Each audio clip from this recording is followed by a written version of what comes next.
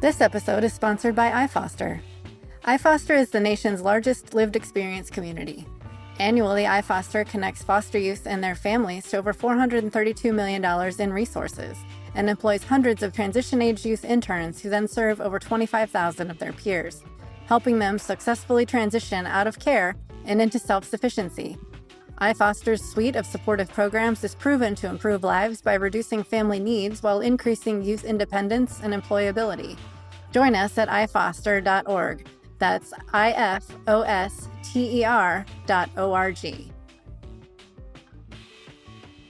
Hello and welcome to the Imprint Weekly Podcast. I'm John Kelly, Senior Editor of the Imprint, a daily news site covering child welfare and youth justice around the country.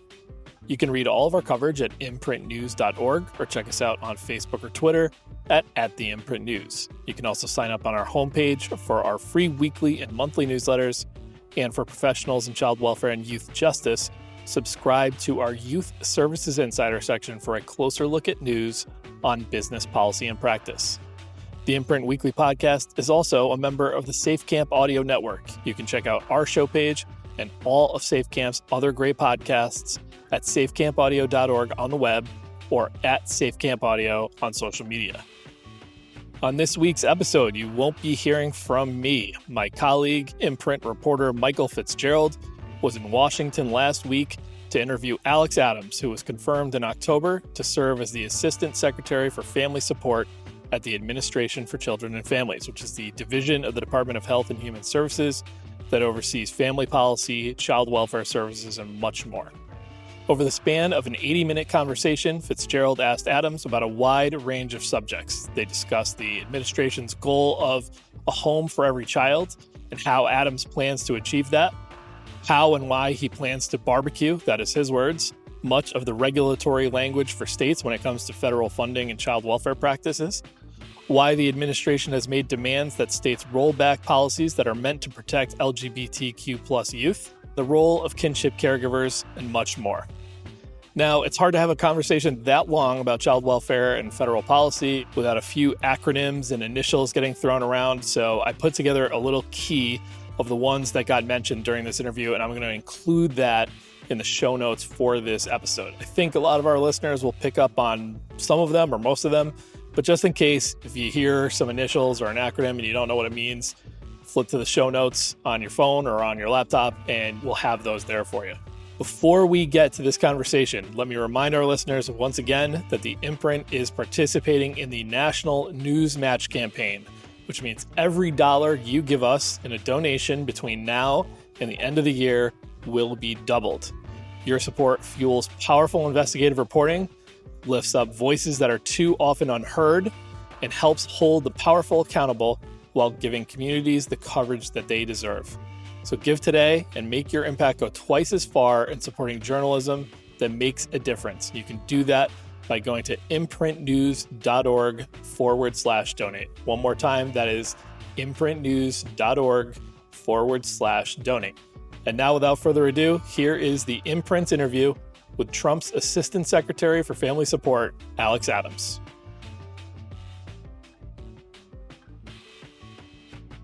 We're joined today by Alex Adams, who was confirmed in the U.S. Senate in October to lead the Administration for Children and Families at the Department of Health and Human Services. We are going to discuss his career leading up to this post, the Trump administration's child welfare priorities, and more. Assistant Secretary Adams, thanks for joining us on the Imprint Weekly Podcast. Glad to be here. So, house rules on this podcast, since we delve into mostly serious matters, we try to start on a lighter note and help listeners get to know you first. So, give us a recent favorite or two in any of these categories: movie, TV show, book, musical group, or sports team. The sports team, we'll go Detroit Tigers. I grew up in the Toledo area, so closest major market to us was Detroit. So I grew up a Tigers fan. Music, we'll go Counting Crows, his favorite band of all time. Okay, great. And any Idaho teams? So Idaho doesn't have professional sports, so we have minor league teams. So everyone roots for the Boise State Broncos. So big Boise State Broncos fan. Mountain West champions for the third straight year. And if I can go with a Boise band, I'll go with Youth Lagoon, Idaho's own Youth Lagoon. Interesting, deep cut. So just to set the scene for our listeners also, we're in a fairly typical government office waiting room here, but there is some rather striking wallpaper of what I think might be birch trees. It's a whole forest surrounding us with the peeling bark, and they're white, and they kind of look like something you might see in an Idaho forest. So I'm just curious, did you pick this wallpaper? I sure did not. I've never been a big fan of renovating government offices. I'm here to do the work, not for the decorations. So let's talk about your career. It has included training as a pharmacist. You've advocated for chain drug stores, and you've overseen the budget of the entire state of Idaho. But I'm curious about the shift you made in 2024 to take over Idaho's Department of Health and Welfare. And you said you wanted to focus on foster care and adoption specifically, even though it has a much wider range of responsibilities, that agency. So how did that career shift come about? What did you know about child welfare before taking that job? Yeah, well, I think all careers are shaped by elements of pure chance, and I think that's what makes life fun. When I went to school, I went to be a pharmacist. It was the family business. Dad was a pharmacist. Grandpa was a pharmacist. Great-grandpa was a pharmacist. So I was following the family path and found out pretty early I probably didn't enjoy practicing pharmacy. I felt like pharmacists were trained to do much more than they were actually allowed to do legally and in practice, and I didn't have the patience to sit around and hope that practice changed. I wanted to make that change. Certainly the challenge was, at that time, the entry-level pharmacist salary far exceeded the entry-level policy salary for a junior staffer if I wanted to work on the Hill or at an agency. So I had to find a path that kind of married those up, and found a path for it in the pharmacy advocacy world, first in Washington, D.C. Here I met my wife. She was the Idaho native. And suddenly moving to Idaho was a priority that might not have been discussed prior to marriage, but it was a great journey for us. Ran 4 agencies in Idaho. And as you said, most recently, the state HHS agency. In Idaho, it's an umbrella agency. It's soup to nuts, Medicaid, SNAP, TANF, licensing of healthcare facilities. It's got a lot of different focuses. And one of the challenges I saw with my predecessors is with an agency that size, you just become a firefighter. It's very easy to be just careening from priority to priority, putting out fire. The joke is in a lot of states, if you're an umbrella HHS agency, your dream is that it's broken up into different components. In states with different components, their dream is for it to be combined into an umbrella agency. So we used a leadership philosophy called 4DX, the 4 disciplines of execution, and said, if everything's a priority, nothing is a priority. If we try to focus on too many things, we'll just be firefighting. Where can we make the biggest difference? And child welfare was where we determined we could make the biggest difference. I was quoted often in Idaho saying 86% of my budget was Medicaid, but 86% of my problems were child welfare. I was going to spend my 86% of time where my 86% of problems were. We had report after report from our GAO equivalent suggesting areas of reform. We had legislative oversight committees. And then I was a former state budget director. We had that vexing problem of the number of kids coming into care going down, but our budget growing logarithmically.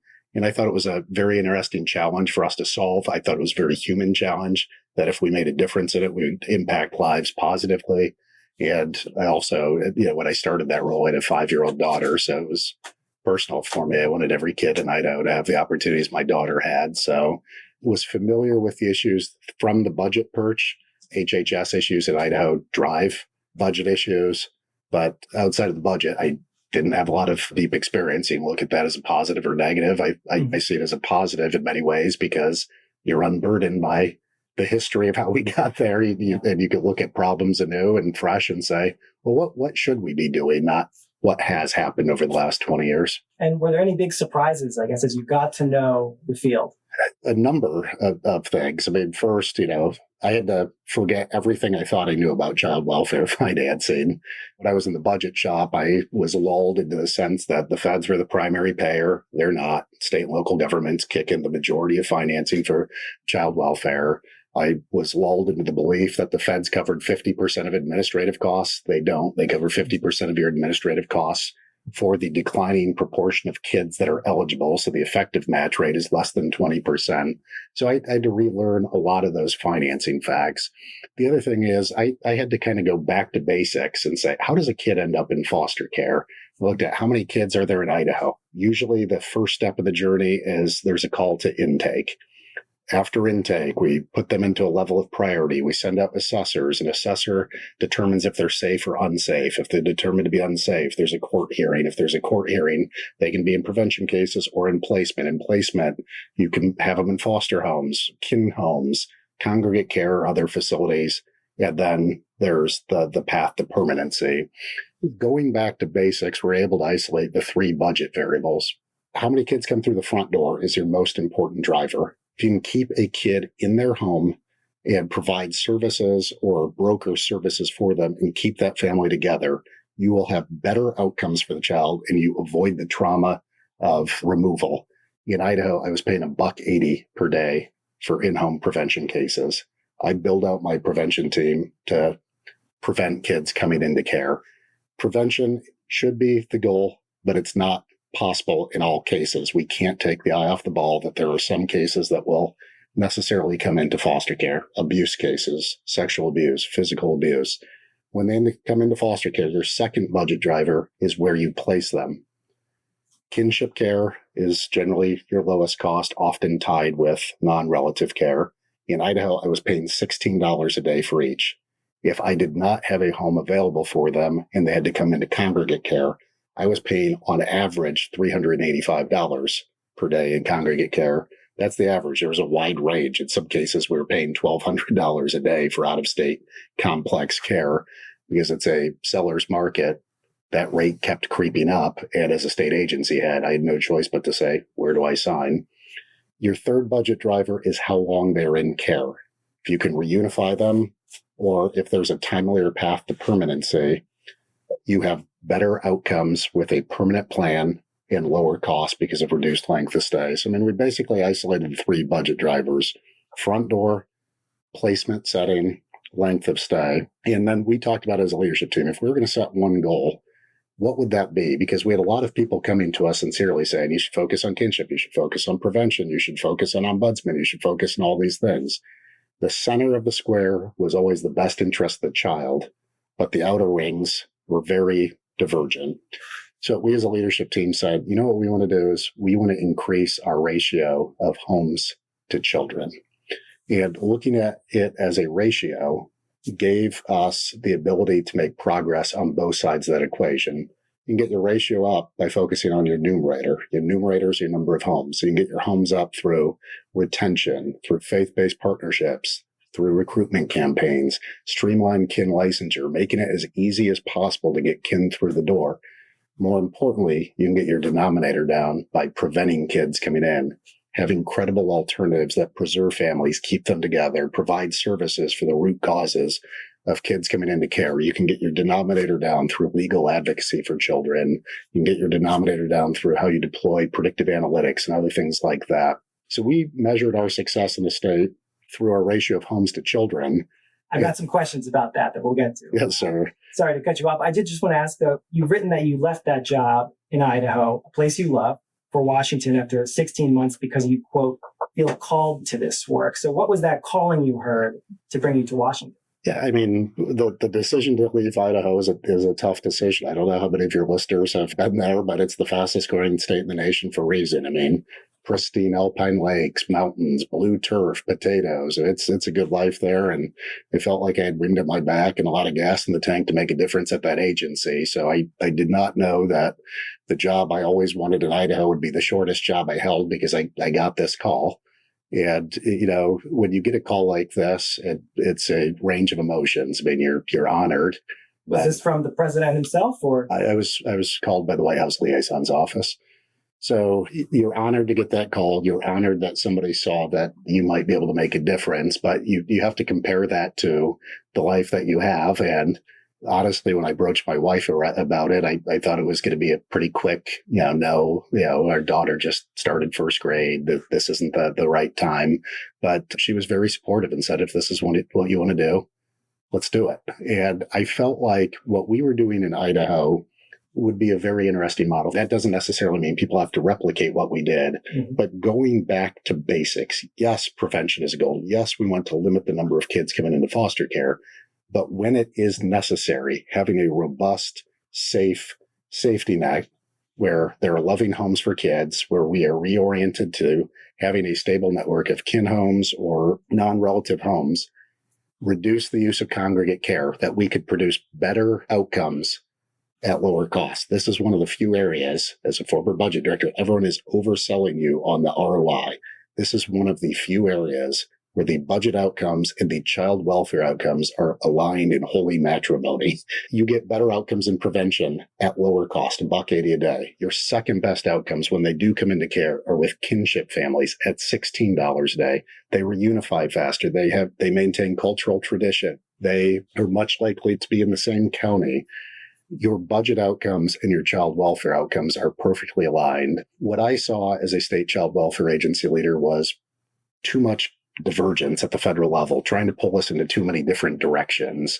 There's a mountain of paperwork. There's a mountain of busy work. The CFSR process and the APSR process and the whole alphabet soup of federal periodic episodic oversight of states has not worked. And I thought, kind of my background of cutting through red tape, centering on the best interest of children, cutting through the clutter, I felt like I was in a position to make a difference. And hopefully that's what I'm able to say as I make the long drive back to Idaho, home from Washington, D.C. at the end of the administration. Hopefully you can fly, but yeah. Now, you have inherited leadership of an agency that is significantly smaller than it was a year ago due to retirements and layoffs spearheaded by Department of Government Efficiency, also known as DOGE, and the Office of Management and Budget, and the administration's broader efforts to significantly shrink the federal government. Have you reviewed those decisions, and do you feel your agency's current staffing is adequate to accomplish the goals that you're setting out? I think the most important thing for any leader is to drive forward using the windshield and not look in the rearview mirror. I'm going to make a difference with the team that I have here, and I'll say top to bottom, the thing that I heard unequivocally heading into this, I called through as many of my predecessors who would take my call. The thing that came up over and over again was how high caliber the ACF staff is. I can attest to that in my 2 months here. I have a top shelf team. I have some of the best talent in the world in this building on the child welfare space. My job is to harness that talent and take the team that I have here and make results. ACF is completely different than running a state agency. When I ran the state child welfare agency, we licensed foster homes. We did the assessments. We ran central intake. We were the direct service provider. We were in the courtroom with these children. Here, our role is a little bit more arm's length. We are a financier. We are an overseer. We might be the minority shareholder, but we need accountability for the $12 billion investment that the federal government makes.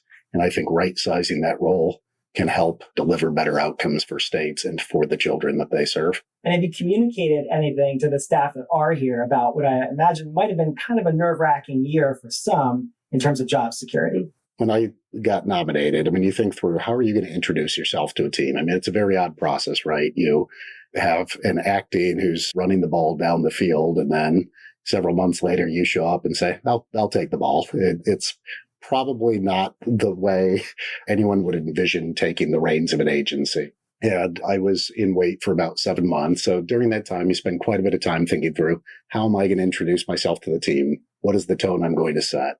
And then, as you said, I got sworn in October, and in October, we were at a shutdown. I had 48% of my staff furloughed. So, I tried to strike the right tone when I introduced myself to the team. I sent out my initial email and introduced myself, but basically said, hey, when we're back at full strength, let's get together. I did an all-staff meeting, lined out my priorities, told them why I'm focused on growing the number of foster homes relative to the number of kids, what that means. It's not just a recruitment campaign, it's prevention, legal advocacy, et cetera.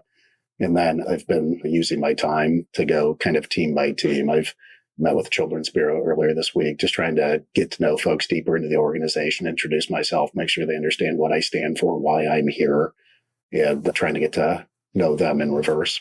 Okay. And during your time as budget director in Idaho, you helped advance something known as zero-based regulation. And this work has been celebrated widely in conservative circles. Elon Musk even retweeted a chart showing how many pages of regulations you helped cut in Idaho. He added a heart eyes emoji, I guess because he loved it so much. So can you explain to our audience what zero-based regulation is and how it might be applied in child welfare?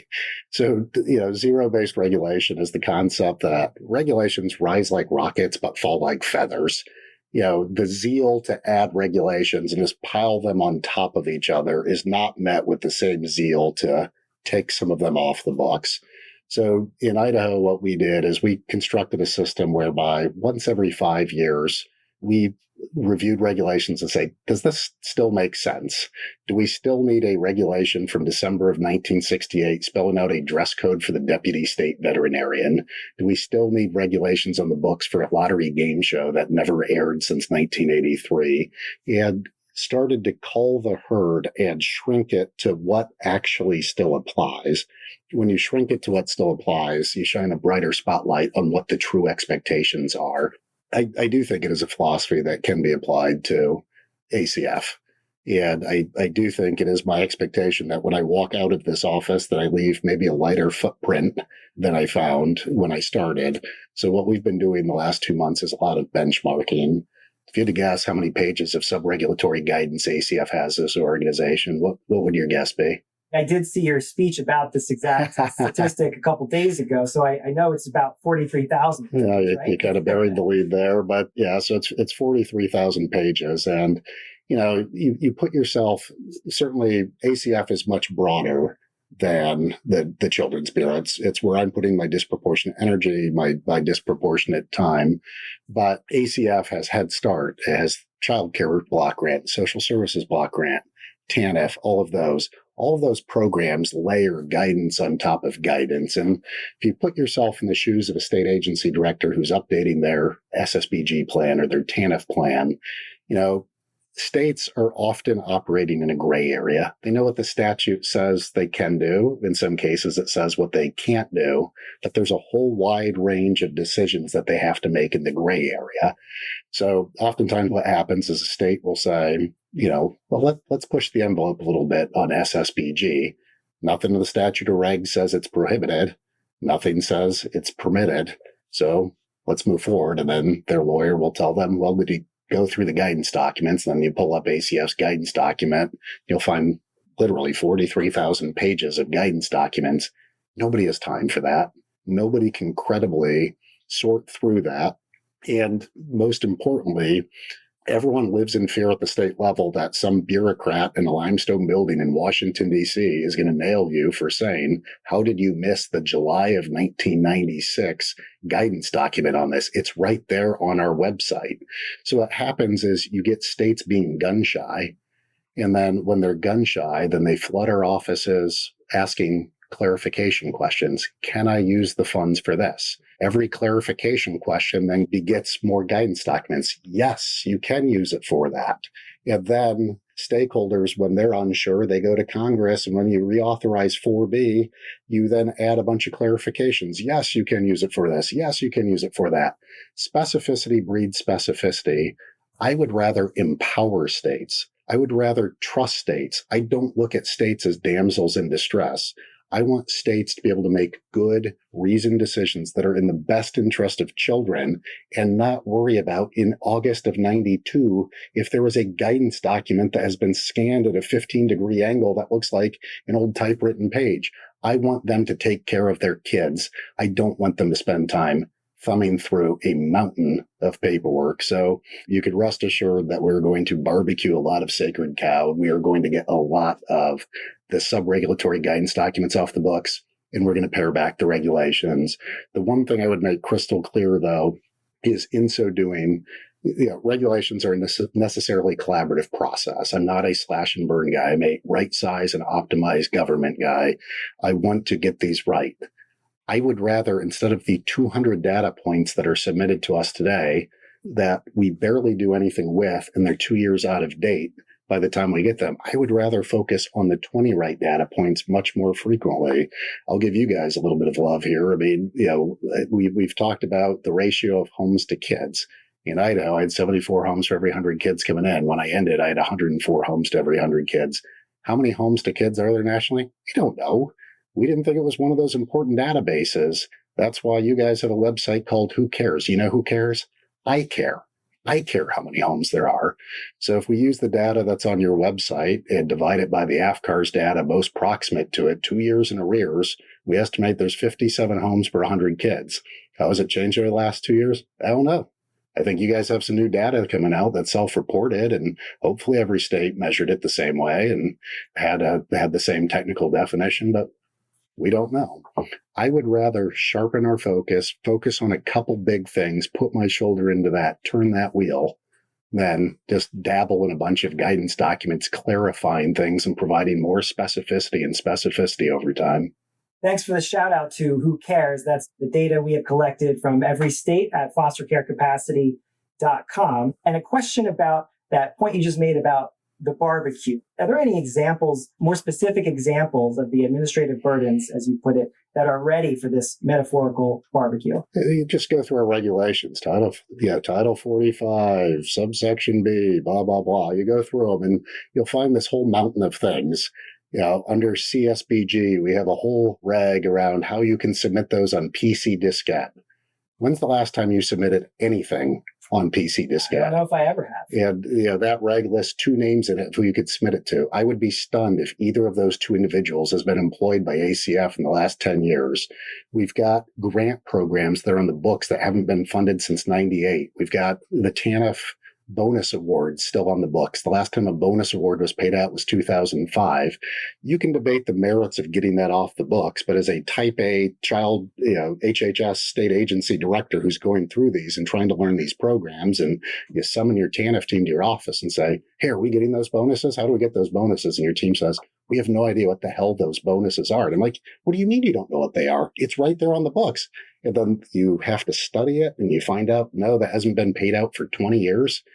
We need to clean this up. We need to make it simpler. We need to make it easier. We need to barbecue this stuff so that people know what they are actually expected to do. And I think you're going to see a bonfire next year. And I would be stunned if anyone misses it, because it's program instructions for yesteryear. It's grants that haven't been funded since I was in diapers. It's those types of things. Once you get that off the books, then you go through with a code of polish and say, what are the policy reforms that are necessary? And you can believe that I've got a very keen interest in that next layer, but you can't get to the policy debate until you shrink your footprint until what is actually necessary. This episode is sponsored by Binti. Binti is a technology company modernizing child welfare whose work closely aligns with the priorities of the Administration for Children and Families. Binti currently supports 550 agencies across 36 states, including 13 states statewide, serving 47% of children in care nationwide. Binti's licensing model increases the number of foster families licensed annually by 30%. Binti's family finding and service referral modules reduce children in care by finding more kin and driving prevention. Social workers using Binti see a 20 to 40% reduction in time spent on administrative work. Learn more at binti.com.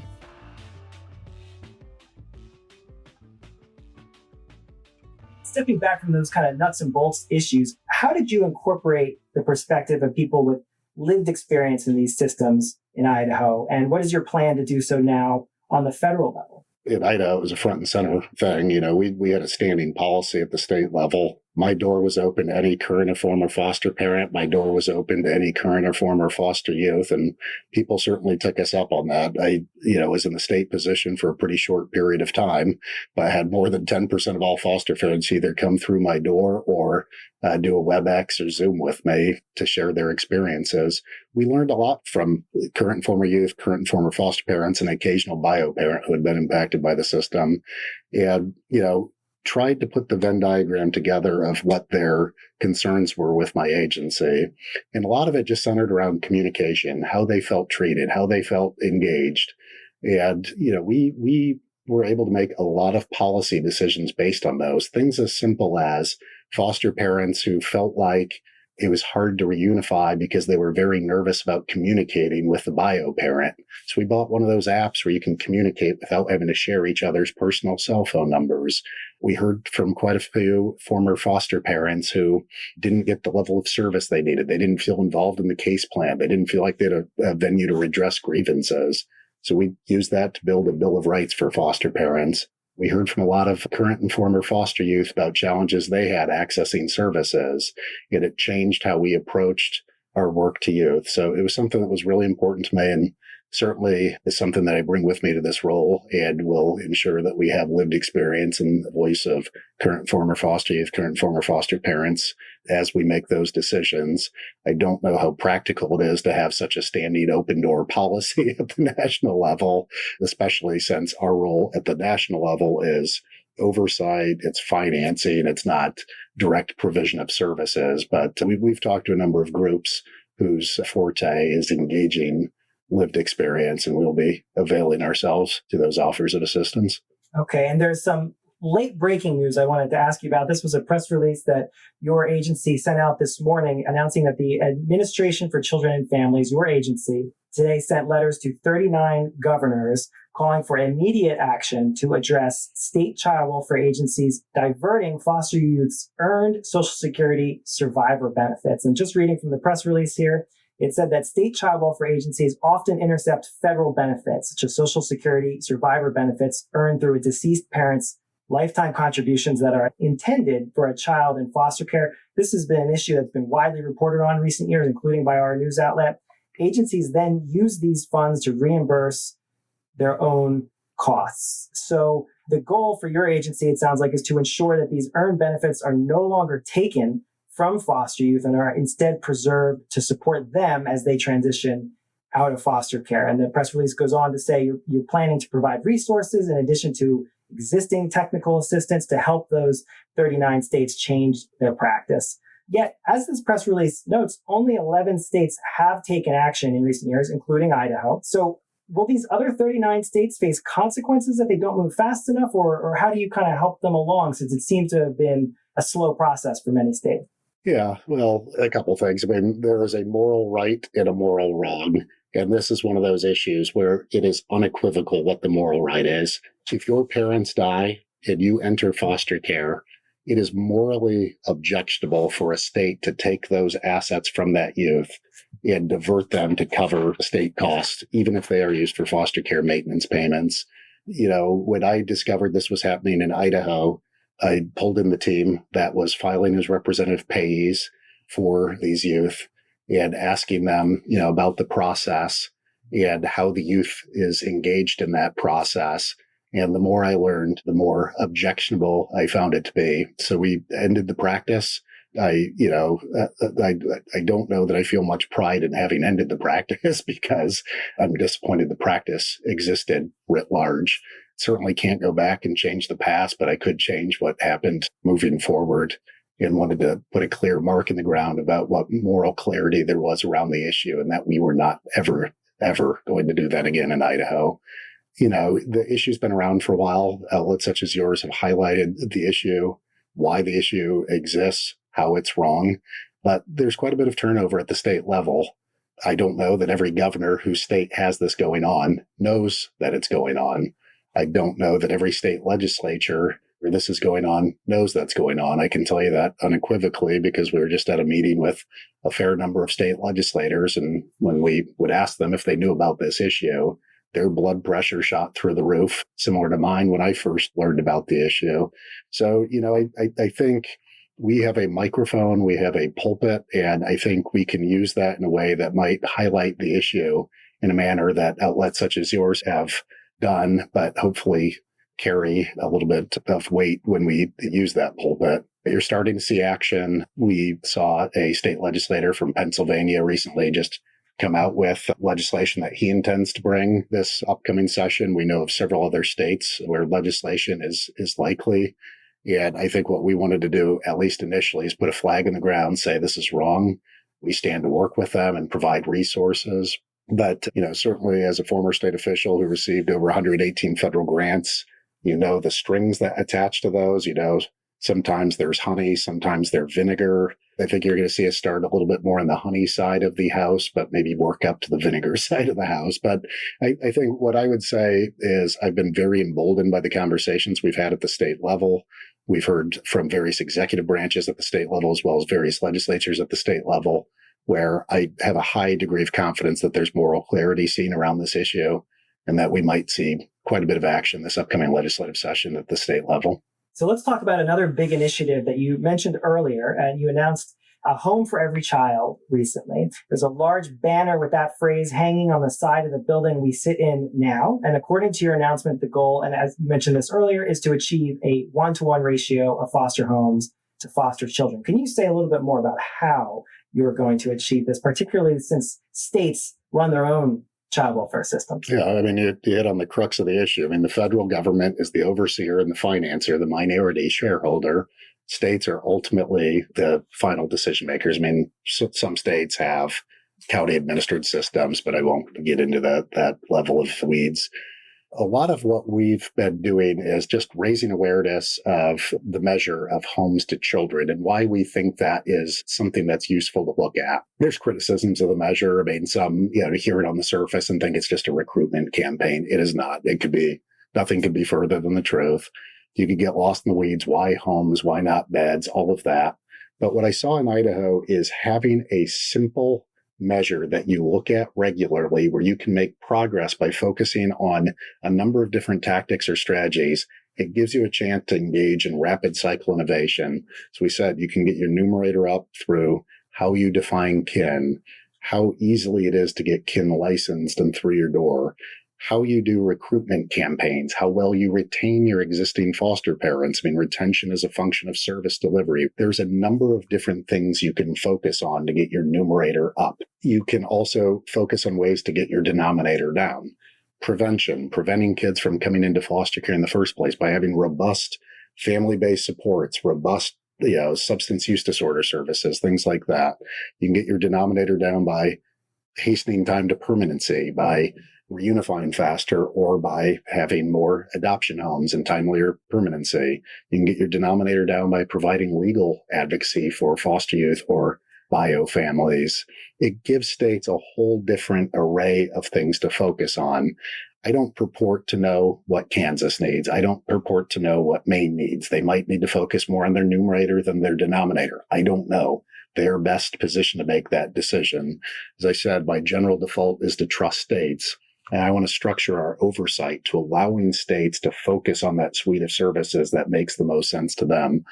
Why I liked focusing on that measure is I could look at that weekly in Idaho and see if my efforts were working. If they were working, put the foot on the gas, press down even harder. If they're not working, that's fine. Let's change course. Let's try something different.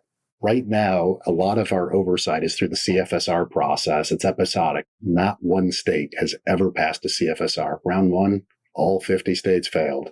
Round 2, all 50 states failed. Round 3, all 50 states failed. Round 4, every state that has taken it to date has failed. And I probably have bad news for the remaining 19 states who have not gone through it. I don't want to presuppose the outcome, but this is one where history has been rather clear and unforgiving. That means all 50 states have toiled under PIPs, program improvement plans. Have the PIPs improved performance? Well, round 1 to round 2, states did worse. Round 2 to round 3, states did worse. Round 3 to round 4 to date, states did worse. We're going to ask questions like, does it make sense to put the PIP on a PIP? And rather than have states chase 14 ghosts that haven't demonstrated any progress, what if we oriented those around a home for every child and had a ratio where states are reporting to that us more frequently? You can then use that measure to benchmark all 50 states, look cross-jurisdictionally, look over time series and see if states are doing better and which states are doing the best. And then let's learn from those that are doing the best. The joke was in Idaho, if you wanted to motivate our legislature, nothing motivated them faster than Utah doing slightly better than us. And I do believe that there is a name and shame role that can be played from ACF. I think there is a competitive juices sport that can be played by having better data. The problem with our data, I always like making data-driven decisions. That's how you make better decisions, is to have it data-informed and evidence-based. AFCARS is great. Our new website that we put out is unequivocally an improvement over what we used to have. You can do subgroup analyses. You can compare states a little bit better. It's 2 years out of date. I don't make decisions based on data that's 2 years out of date. As a state child welfare leader, if your AFCARS data looks good, you tear your rotator cuff, patting yourself in the back, saying, look how good I did. If it doesn't look good, you say it's 2 years out of date. My predecessor made those decisions. Here's everything I've done since then. There's a happy medium where we can get the right data reported more frequently for cross-jurisdictional comparisons and time series comparisons rather than more data 2 years out of 8 that nobody does anything with. I'll let your readers in on a dirty little secret. As a child welfare leader, I never read my annual performance report. 97% of it is recycled content year over year over year. I don't have a lot of interest in check boxes and Lilliputian rope dancing. I want to drive outcomes. I want better child welfare outcomes throughout the country. And we think centering the debate around ratio of homes to kids is a good starting point for there. You can obviously get your ratio of homes to kids up through good ways or bad ways. There's little merit in stuffing your numerator with homes that are just going to take infants. There's little merit in reducing your denominator by saying that bruise didn't look that bad.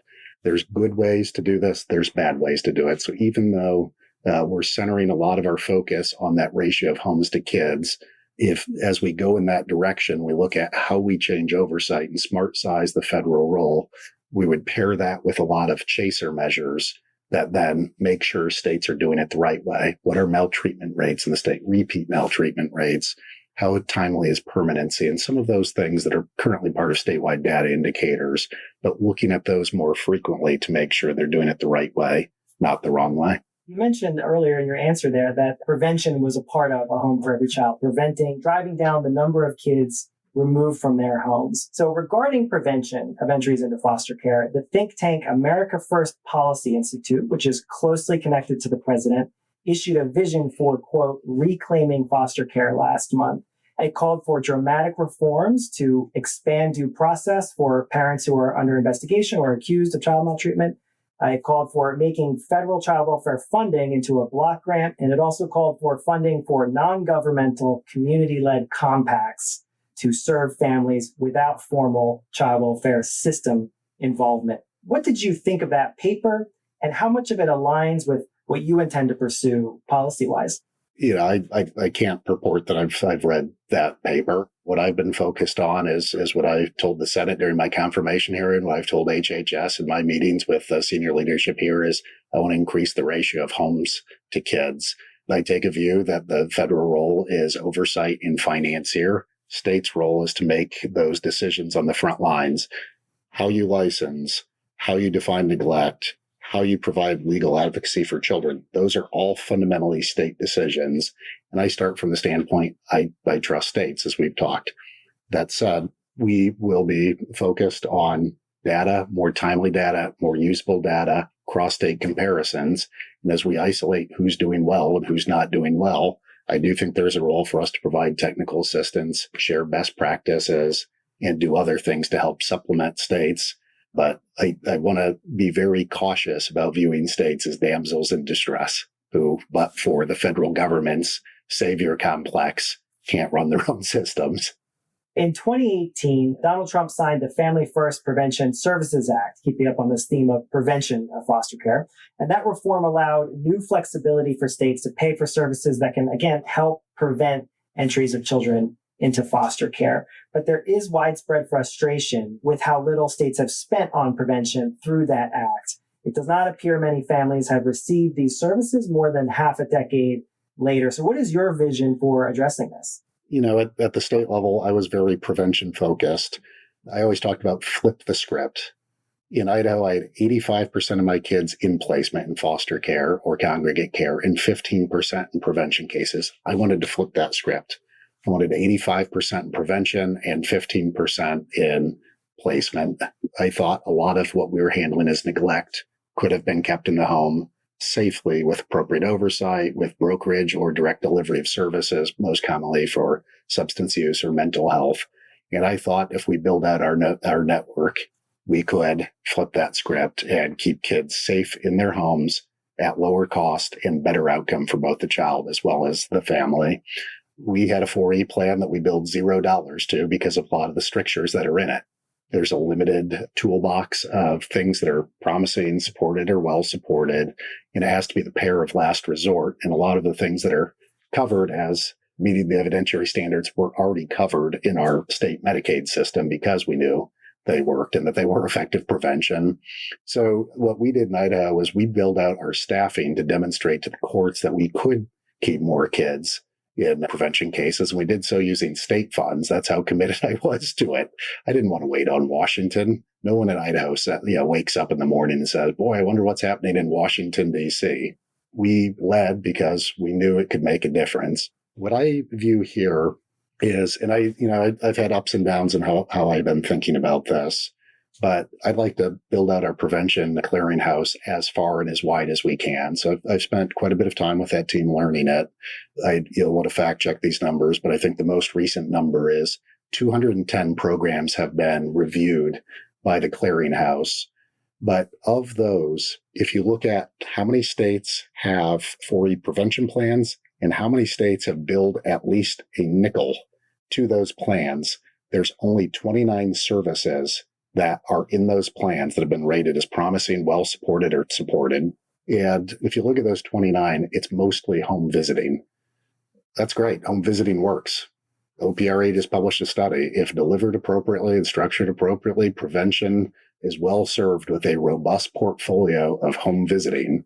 OPR being OPRE, Office Performance Research Evaluation. It's one of that. The Administration for Children and Families in-house research. Yeah. Great team, great researchers. And home visiting works when delivered to the right audience, structured appropriately, delivered with fidelity.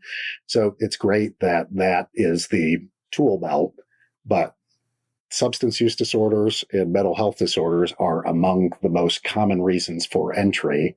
I want to build out what I can. I want to push as hard as I can to supplement what states can bill for those through 4E prevention. And, we're having a lot of conversations, have we tightened the belt around 4E prevention too tight as an agency relative to what the framers of Family First intended? I agree wholeheartedly with the spirit of Family First.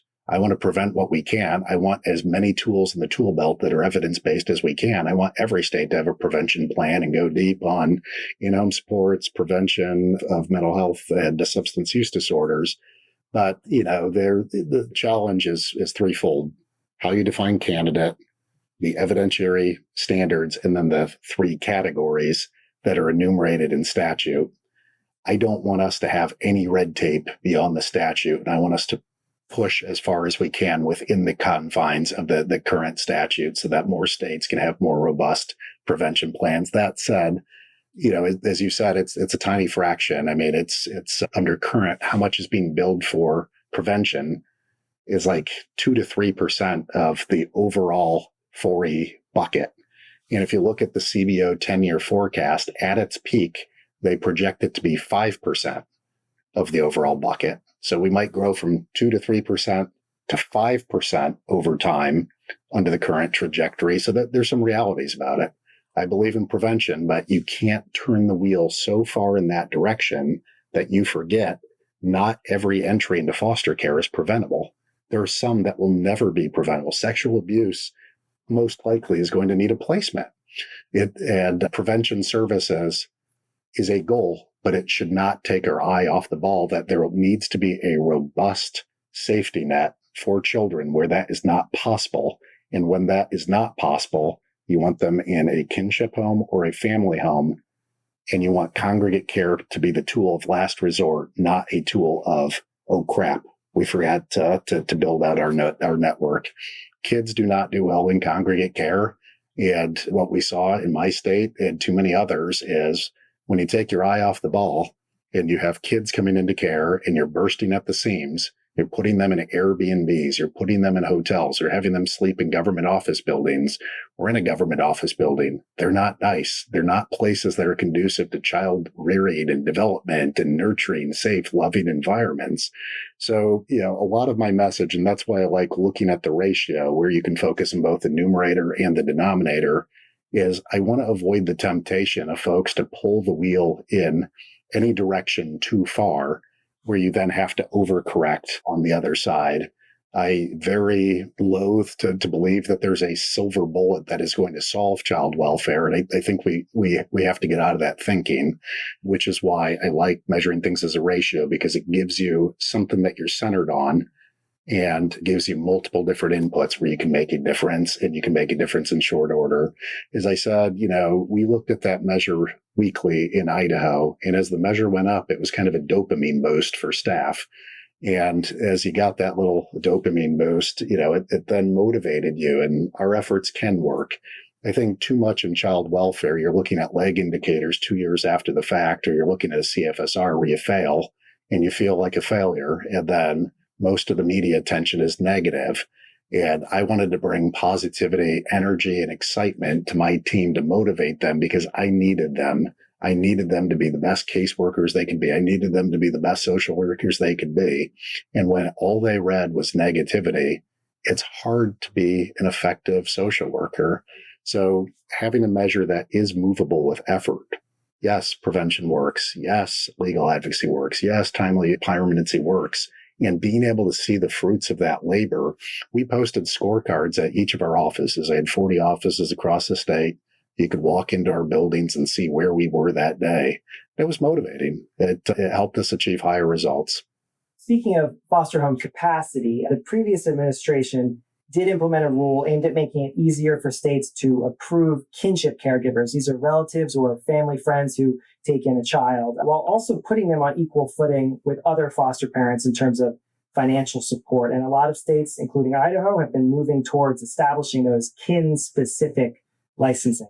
Do you expect that rule to survive the regulatory barbecue that you talked about earlier and the cuts you have planned?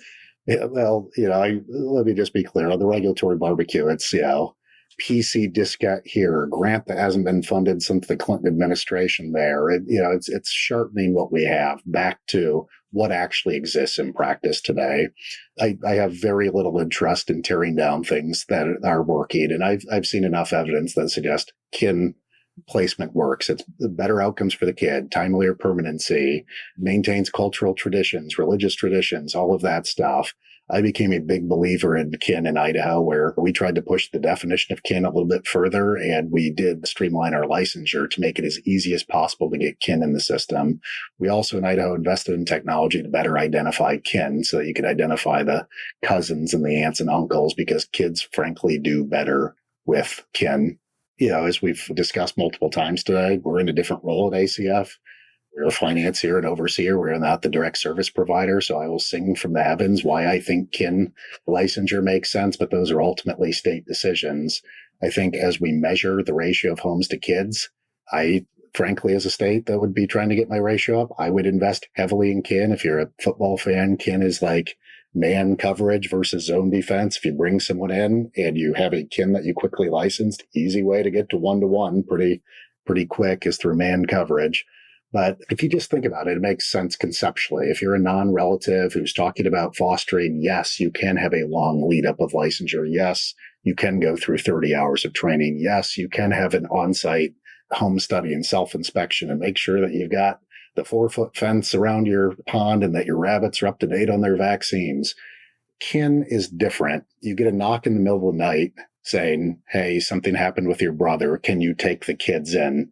You don't have time to then go through those 30 hours of training while the kids are waiting for a placement. We do need to have separate licensing standards. That said, you also have to ensure safety. So, I think the model standards that I've seen out there strike that appropriate balance. It requires criminal history and background checks. It has some basic things that weed them out. It looks at abuse and neglect registries, but it doesn't measure the square footage or if there's bunk beds or individual beds. I think it strikes a more appropriate balance. I think why it's been perceived as a bipartisan thing, going to kin licensure is a nice deregulatory effort, but it's one of those deregulatory efforts that truly leads to better outcomes for kids at lower cost. Hi, everyone. It's journalist Lisa Ling, and I'm sure you will agree that it is so important for there to be good, trustworthy journalism on children and families, and nobody does that better than the Imprint. I am such a devotee of the Imprint, and I listen to the Imprint Weekly podcast because it is so comprehensive and so substantive, and it is by far the best news source for anyone interested in critical issues like foster care, juvenile justice, youth homelessness, and so much more.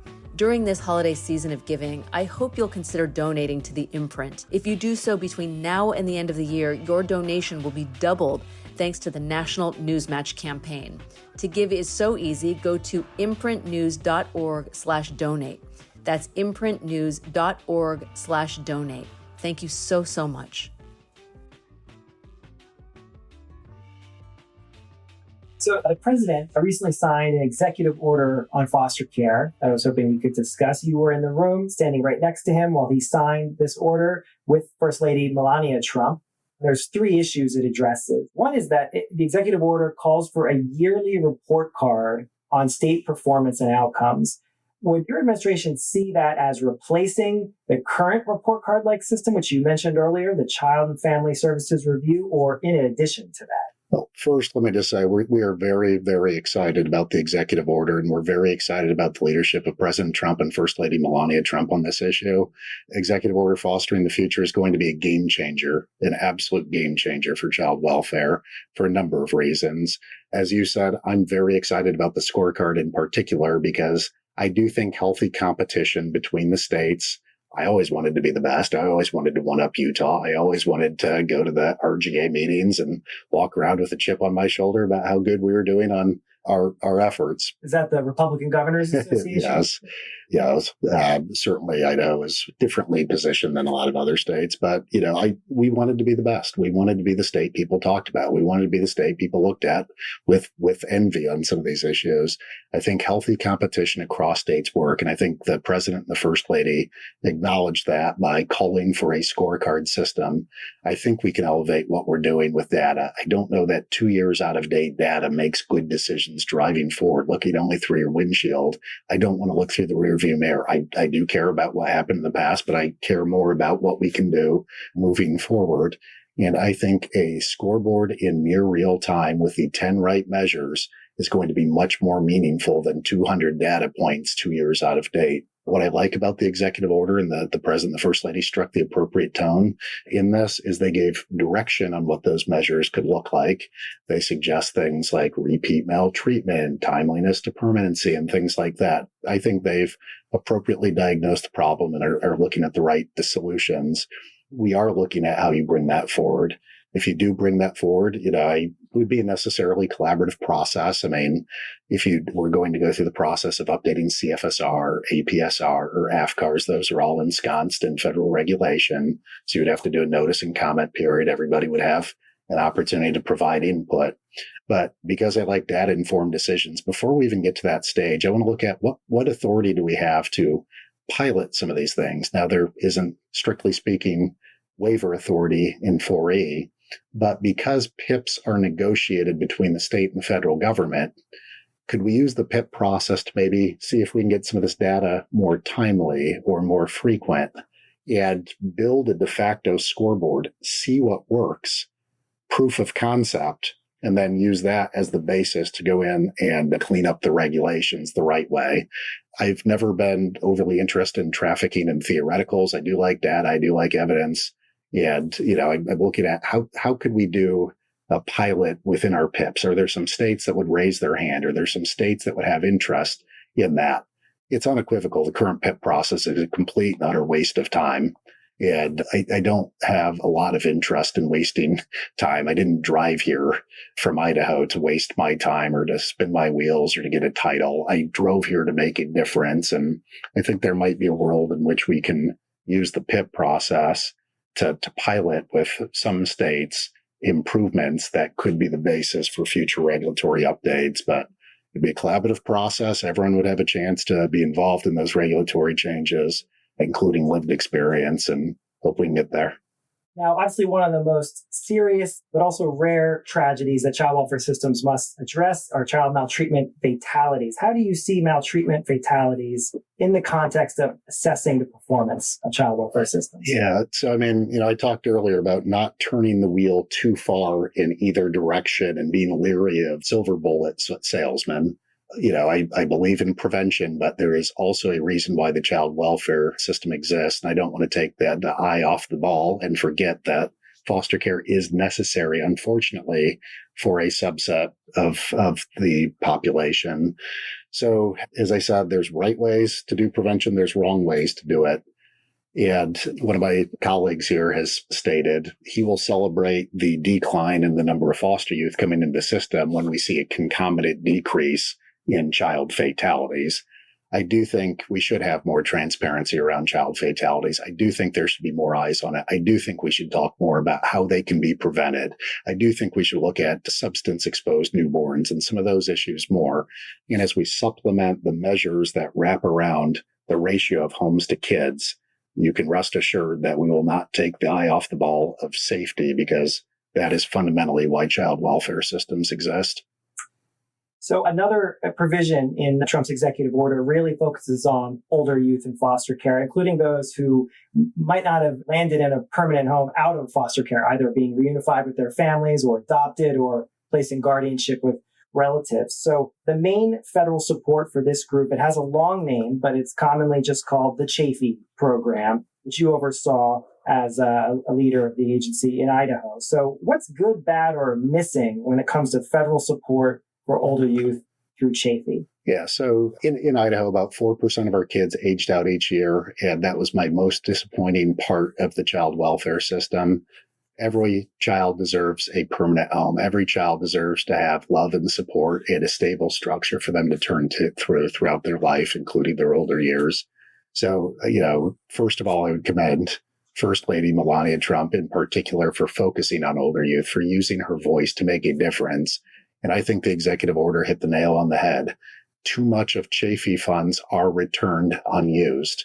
So what the executive order calls for is an AI-backed resource where if I'm a foster youth in Philadelphia, I can see what is available to me. Is there an FYI voucher available to me? Is there an ETV voucher available to me? I think it will help curate what is available so that fewer resources go returned unused. The other thing I really like about it is it sets a clear marker in cases where funds are returned unused. It's directing us to work with members of Congress and others to look how we can use those resources for good so that they can go to additional supports for older foster youth. So I think the executive order strikes the appropriate tone, centers the conversation on how can we appropriately support these youth who need more support than most. The executive order also calls for promoting the involvement of faith-based organizations and people of faith in child welfare, including as foster parents. And that order gives you 180 days to take numerous actions, but one of them is to address state and local policies and practices that inappropriately prohibit participation in child welfare programs by individuals or organizations based upon their sincerely held religious beliefs or moral convictions. So what is your understanding of what that means? And what is a policy that inappropriately prohibits participation? Yeah, well, at ACF, I'm focused on a home for every child. I'm focused on getting the ratio of foster homes up relative to the number of foster kids coming into the system, understanding both sides of that equation are dynamic. And, there's studies to show that families of faith are more likely to raise their hand and volunteer. So we have to be very careful about the message that we send and not break the chain at the first link. Too many folks conflate licensing with placement. Licensing is the gateway. Licensing is when a family raises their hand, submits an application, goes through a home study, answers all of the questions, and says, we are willing to take a child in my home. Placement occurs when a child enters foster care and the individual's child's needs are matched with the foster family's capabilities. It is a collaborative process. It is overseen by the courts. The youth have CASAs or guardian ad litems advocating for their best interest and elevating their voice. And I think too many people have been conflating licensure with placement. Licensure should be fast. Licensing should be easy. You should roll out the red carpet and be as welcoming and inclusive of everybody. And placement should be the customized match of the child's needs with the demonstrable capabilities of the foster family. And when states break that chain at that first link, you will never get the match right. And that's why you have too many kids sleeping in offices, too many kids in congregate care facilities where you get your worst outcomes at the highest cost. And I think the executive order strikes the appropriate balance, striking the difference between licensure and placement, and reminding us that we need to roll out the red carpet to all families. Because, I've been in, one of the benefits of being a state child welfare director, you get to meet most of your sister state peers. I've been in the most literal sense, dozens of conversations with most other state child welfare directors. Not once have I ever heard someone say, my biggest problem is I have too many foster families. It's the opposite. Let's not conflate licensing with placement. Let's make licensing easy. Let's roll out the welcome mat. Let's get our ratios up so you can customize the match, which is placement. And related to that, we reported in October that you sent letters to New York, Vermont, Illinois, California, and Washington asking them to review and, where necessary, amend policies requiring foster parents to affirm the gender identity of youth in their care. I assume things like proper pronouns and providing clothing of choice to youth who might identify as transgender. So you suggested such rules were unconstitutional violations of the First Amendment. Have you received any response from those states, and what is likely to be your next steps in this inquiry? Yeah, I think we've received 3 responses to date. So we're reviewing those and we're evaluating options. As we focus on getting the ratio of homes to kids up, as I just said, our goal is, I don't want kids waiting on homes. I want homes waiting on kids. And policies that inappropriately suppress the numerator or conflate licensing with placement, I think is proper for us to ask questions. My default is I trust states. My default is I think states make good decisions. But when we see states making bad decisions, like stealing survivors' benefits from foster youth, I do think there's an appropriate role for us to play, using our pulpit, using our microphone, and course correcting where those bad decisions may be. And are you considering withholding federal child welfare funding from those states if they do not satisfy the demands in those letters about gender identity? Executive order asked us to explore appropriate actions. We will explore appropriate actions. Several states also have laws that protect faith-based child welfare providers from losing their contracts because they will not work with certain people based on religious ideology. Is the administration considering making this a national policy through rules and regulations, or is it your view that Congress would need to pass a law to shield all faith-based child welfare providers? We haven't had too many conversations about that yet in my 2 months. My general default is I want licensing to be as broad as possible. I don't know of any state that uses a sole source for recruitment. So I think we should be looking at engaging as many different organizations or nonprofits as possible, because, again, I've never heard any state say, my biggest challenge is I have too many foster families. I want to roll out the red carpet for all, including our faith-based families. As I said, there's evidence to suggest faith-based families are much more likely to raise their hand and volunteer, run towards the system, be part of the solution. Yet I want to be very careful about the message we send to them. I do want them to apply. I do want them to be part of the solution. I do want them to open their heart and their home to these children. And I think the messages that this administration will send is we are open for business and we will respect the sincerely held religious beliefs and moral convictions of these individuals so that they can open their heart and their home to children. Now, apart from licensing or placement with foster homes, do you think it's important for states to take any proactive steps for LGBTQ youth in foster care to make sure that they end up in homes where they do feel safe and supported in terms of their sexual orientation or gender identity? I think care should be individualized to the needs of the child, but the first link in the chain is having a robust licensure network. If you artificially smother licensure, you will never have placement customization, and you will never match the best interest of the child. Placement stability is something that we will probably look at as one of the chaser measures, as we already talked about. And placement stability is a function of getting the match right. One of the things I liked in the executive order is it talked about the use of AI or predictive analytics. I think there's a pretty interesting use case about how you might be able to use that to guide the match between the child's individual needs at placement with the demonstrable capabilities of the foster family that you have appropriately licensed. But if you don't have a robust network of licensed foster families, nothing else in that chain works as intended. Okay, so on Indigenous child welfare issues, in July, your agency, the Administration for Children and Families, sought comment from the public on how it could support states in better implementing the Indian Child Welfare Act, popularly known as ICWA. And that request for comment said that ACF believes that states and tribes working together to ensure that the protections of ICWA are afforded to Indian children is paramount. So can you share any insights that your agency has gained from those public comments? And what are your ideas in general for helping states live up to the letter and spirit of ICWA? I think the statement matches my personal belief. Idaho is a state with 5 sovereign tribes. And in my multiple capacities in the state as budget director, as well as healthcare director, I worked very closely with the tribes. I was blessed to have many of their support as I navigated this process. I think 3 of my tribes wrote letters of support for me to Congress as I navigated my nomination, working with tribes, treating them as sovereign entities, respecting their trust and treaty rights is something that's going to be really important to me. And I look forward to engagement. This is an area where Secretary Kennedy has demonstrated incredible leadership. In nearly every meeting I've been in with him, he's elevated the role and voice of tribes and asked us as operating heads to do the same. And one issue we have heard about from tribes is the kind of unique challenges they have in terms of accessing Title IV and Title IV-B funding. These are 2 major federal child welfare funding streams. And is this an issue you look into at all? Well, they're not alone. The strings associated with 4E and 4B would charitably be described as a regulatory thicket. I want to break those barriers down, not just for tribes, but for states.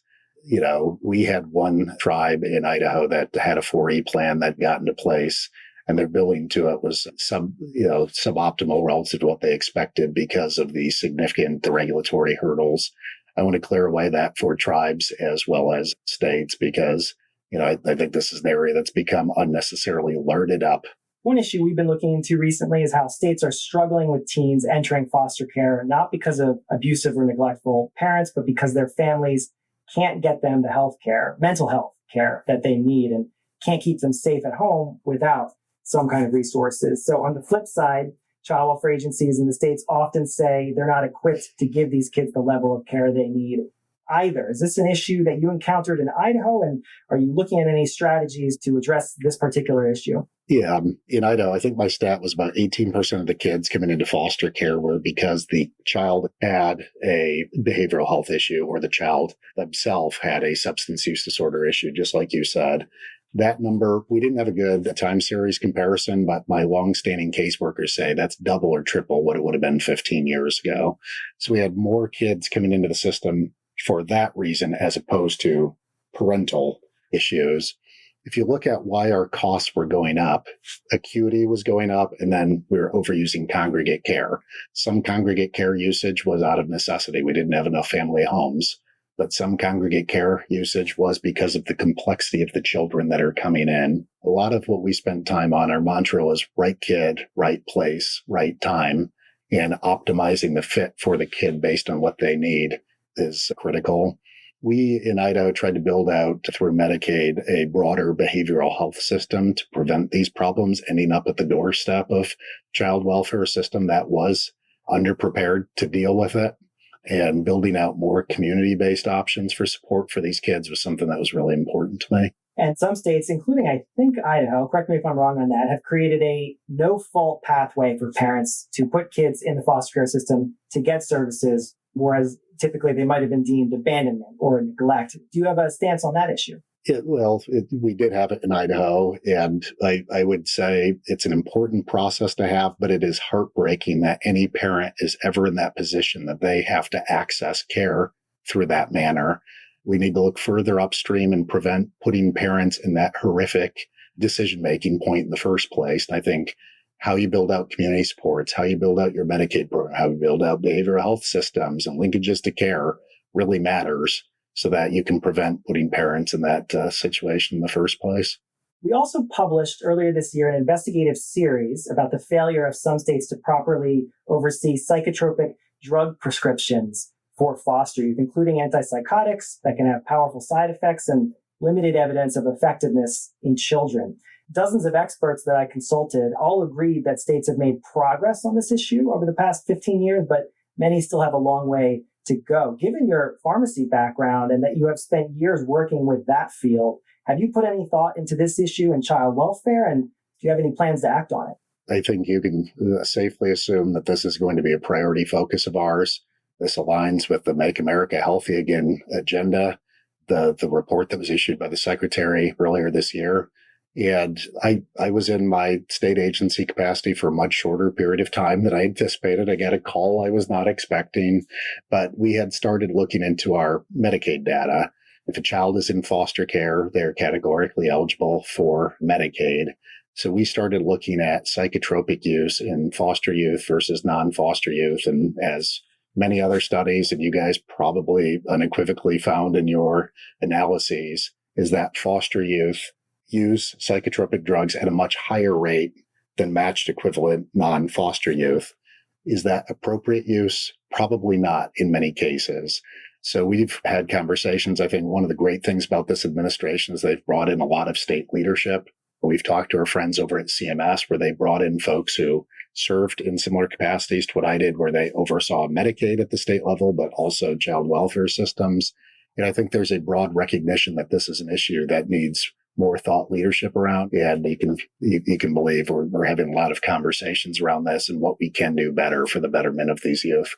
On July 4th, President Trump signed a tax and spending plan that placed new restrictions on public benefits like food stamps or SNAP that former foster youth and relative caregivers in particular rely heavily on. This is Supplemental Nutrition Assistance Program, for example. And I have talked to child welfare agency leaders in both red and blue states who are concerned that whatever the necessity and broader merits of the cuts in the One Big Beautiful Bill Act, they could also be uniquely devastating for families who have child welfare system involvement or at risk of that, maybe even drive up the foster care numbers. Do you share that concern at all, that it could overwhelm the prevention efforts that states are taking? That's not how I viewed it. I mean, that bill passed when I was still running the Idaho agency, and frankly, we liked a lot of what we saw in the bill and thought it had a lot of important reforms. I've read pieces from former foster youth who have aged out, who have expressed concerns about how many older foster youth end up homeless, and raising the expectation of helping them get on a pathway to self-sufficiency might not be a bad thing. So, I think it's much more nuanced than just looking at the bill and projecting doom or gloom. We saw some positive attributes to it in Idaho, and on the whole saw it as a positive bill. Now, at the end of your time here, and this is the last question, but at the end of your time with ACF, what are you hoping your legacy is going to look like? Yeah, well, I've alluded to, I drove here, and at the end of this, 3 years and a couple of weeks at this point, I'll be driving back to the great state of Idaho. And as I look in the rearview mirror, as I said, I like looking forward and driving forward. I think that's your best bet. But as I look in the rearview mirror, I think the thing I would like to leave behind isn't just less paperwork and less administrative clutter. I want states to have more homes per kids. I want every state's ratio of homes to kids to increase. We believe the Who Cares database and think that 57 homes per 100 kids is the current baseline. I want to see how hard we can push that number and how high we can push that number through effective prevention, effective legal advocacy, kin-based licensure, streamlined licensing, better retention efforts, and the whole laundry list of tactics and strategies and things that can be done to move the needle on both sides of the equation. Alex Adams, thank you for joining us. Thank you. Thanks to Alex Adams, Assistant Secretary for Family Support at the Administration for Children and Families, for joining us today. And thank you to iFoster and Binti for sponsoring this episode of the Imprint Weekly Podcast. The Imprint Weekly Podcast is a production of the Safe Camp Audio Network, which is a division of Fostering Media Connections. Please visit safecampaudio.org on the web or at Safecamp Audio on all major social media. This podcast is produced and mixed by Christine Anjoko, with music by Luke Giroux and Cyrus Elia. If you enjoyed this episode, we would love it if you would consider subscribing or giving us a 5-star rating on Apple, Spotify, or wherever you download your podcasts.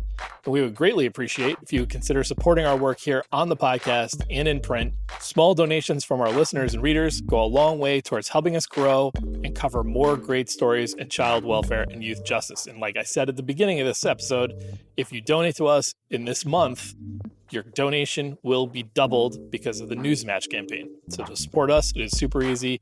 Just visit imprintnews.org/donate.